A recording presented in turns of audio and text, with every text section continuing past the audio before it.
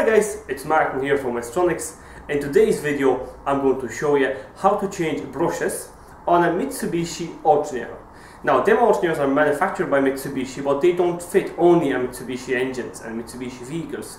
They fit in Peugeot, Renaults, and a lot of different vehicles. Now why am I only showing you how to change brushes?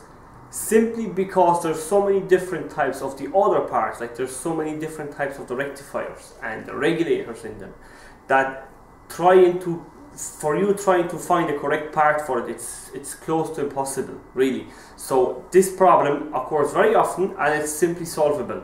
So that's what we are going to focus on today. Now let's go on and see how it's done. Now guys, this is our typical Mitsubishi alternator. This one is actually fitted in Isuzu Trooper. As I said, the fact that they are made by Mitsubishi doesn't mean that they fit only Mitsubishi. Now, how to know if it's a Mitsubishi? Well, it's very simple. If you look here on this particular sticker, you'll see a Mitsubishi mark there, and on the very bottom, I don't know, can you see it clearly, it says Mitsubishi Electric Corporation. So we are sure now this is a Mitsubishi alternator. Now, some of them alternators come with the vacuum pumps. As you see, this one doesn't have the vacuum pump at the back, but a lot of them do come with them, like in Pajeros. Now this is a pump with one of them. It's very simple to remove it. If your alternator comes with the vacuum pump, it's usually held by 3 screws. As you see, there's 2 of them here, 1 here.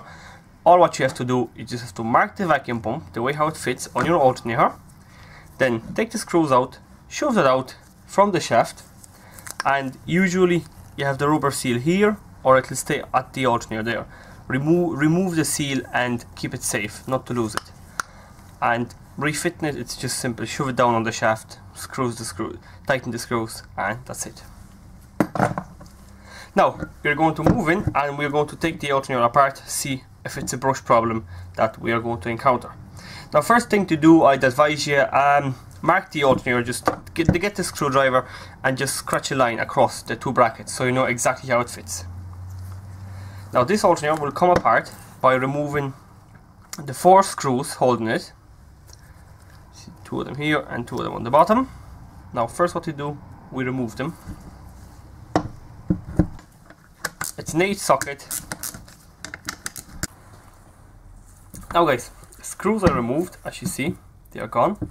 Now what we want to do now is get yourself a hammer, and we're going to open the alternator. Now it's very simple, just grab it in your hand, and what you do, this is the front bracket, you give the front bracket a few taps.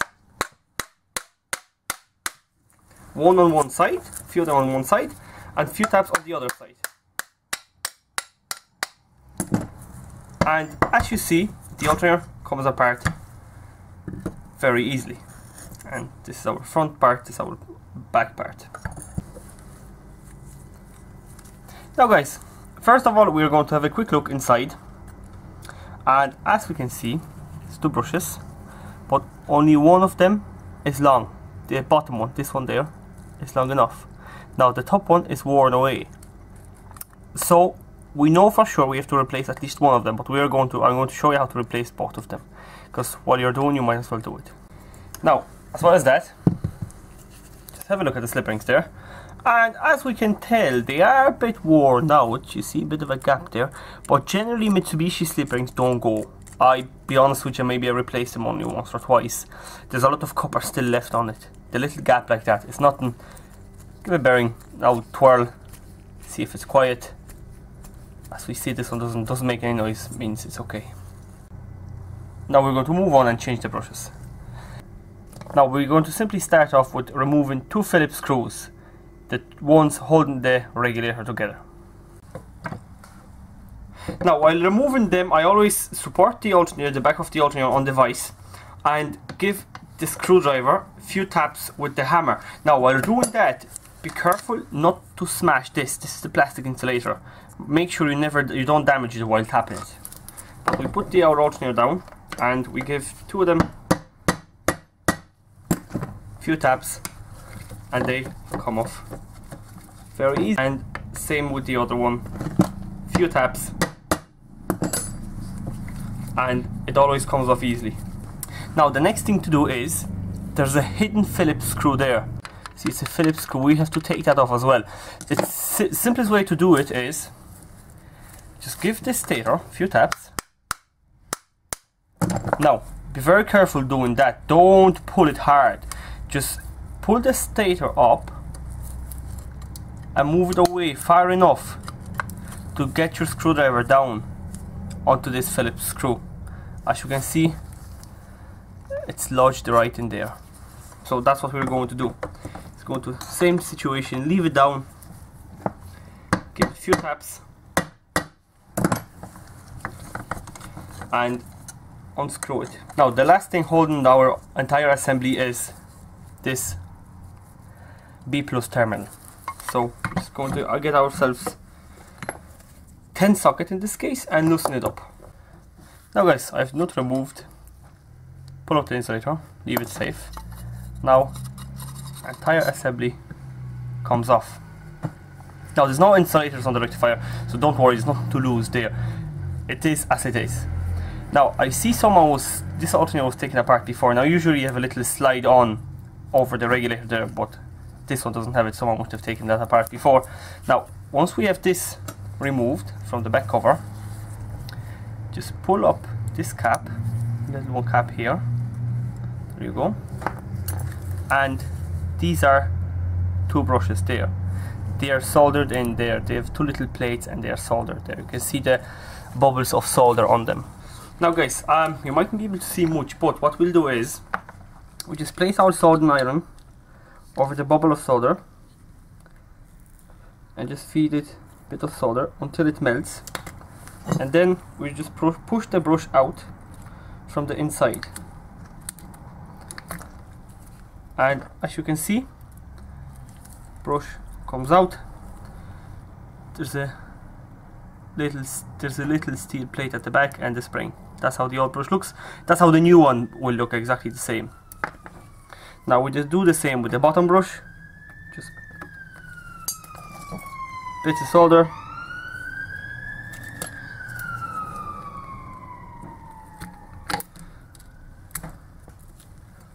Heat it up, pull it out, and as you can see, there's a significant difference between these two brushes. This one is completely worn out, but we changed both of them anyway. Now while you're doing this, see how the soldering iron melt a bit of a plastic there. When you get new brushes, what you might need to do, just get yourself a small screwdriver and pick them out, because sometimes you'll melt in the square where the brush fits and might not be able to go in. So basically, I've done it as well myself here, you see. So what you do, just pick the little plastic bits out so the new brush can sit in comfortably. Now guys, we have new brushes here, two of them. You see, very long, and they have the holes at the top. Now you might ask why are the holes needed. Now get our brush, slide it down, and like that. And what you can see is, you can see a little steel plate here. So, and little slot in the brush here. So what you do, you just shove that down like that. Now the brush doesn't have to slide into the slot, because what will happen is when you heat it up with the soldering iron, the slot will go a bit smaller because of the temperature. But if it's possible, just slide in the brush into the slot, but more than likely when you heat it up, it'll just drop in. Now other very important thing is, while you fit in the brush, you have to fit the brush so the hole that you see inside there and the brush, if we slide that out, this hole on the brush has to be in line with the little opening there, and as you see, it's not at the moment.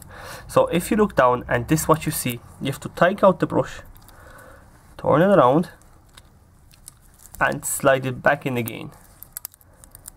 See, our hole is in line with the slot there. This is very, very important. This is the most important thing. Otherwise you will not be able to reassemble the alternator. So always make sure both of them brushes, both of the holes in both of brushes fit perfectly through the slot. Now guys, we have both of our brushes fitted onto the slots. They go perfect by the hole. So it's time to solder them. You don't need much. Just put it down in the vise. And what we'll do, put down the iron, feed it a bit of the solder and let it go down. That's it. Same with the other one. Put it down. Bit of the solder, not too much. And as you can see, both of them are soldered nicely. Now guys, as you can see, I melted a bit of the plastic there off the regulator, but that doesn't really matter. Makes no difference. Once the brushes are fitted, they are fitted. As you see, there's a good connection here, and there's a good connection on the other side. Always give the brushes a little push. Make sure both of them are sitting tightly. And it's time for reassembly now. Now first of all, we have our little cap. Just fit that back onto it. Get our back cover. Match the big hole in the back cover with our positive B+ terminal. Just slide it down. And the first thing to tighten is our B+ terminal. Just slide it down. Make sure it sits down there comfortably. Don't tighten that fully. Just screw it down so the rectifier and regulator will sit down. Now the next bolt is the one which is in the awkward spot inside there. Now the one which is inside there, it's specific because it's long. The ones holding the regulator, which is them two ones there, they are shorter. So this is the long one. Just dropped it down there, tightened it, tighten this one, put the two of the regulator ones inside there, tighten the lot, tighten the one at the back, and then we can move on and reassemble the alternator. Now guys, we have everything tightened. We have the stator back in place. As you can see, it sits there nicely. Now the most important part, you might ask yourself, how will I fit the front in without smashing the brushes? That's why it was so important to make them two holes into the gap, and that's why the holes are there. Now what you want to do, you want to take your finger and shove both of the brushes back with your finger. You can use a screwdriver as well. Now, and as the brushes are shoved back, held back by my finger, you get yourself a needle or anything. You can take anything. As you see, this is the needle method of spring, and just gently shoved in through the hole next to the circle there. Shove it in, move the brushes around inside while you're doing it. Give the needle a little move, and that's it. The brushes are held back. So now we can take our drive end, look at our marking that we've made, and just slide that down. Now when it sits down, give it a few taps.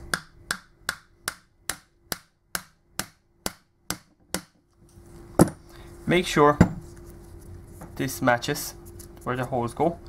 Pull out our needle. Now what we can do, we put our screws in, all of them inside, tighten them all around, and the alternator is ready to go back in the vehicle. Now guys, I hope you enjoyed the video and I hope it helped you. And as I said, it's a simple job, it doesn't cost much. Just take your alternator apart, make sure it's the brushes, and if they are gone, this will definitely solve your problem. Thanks for watching, and please stay tuned for more.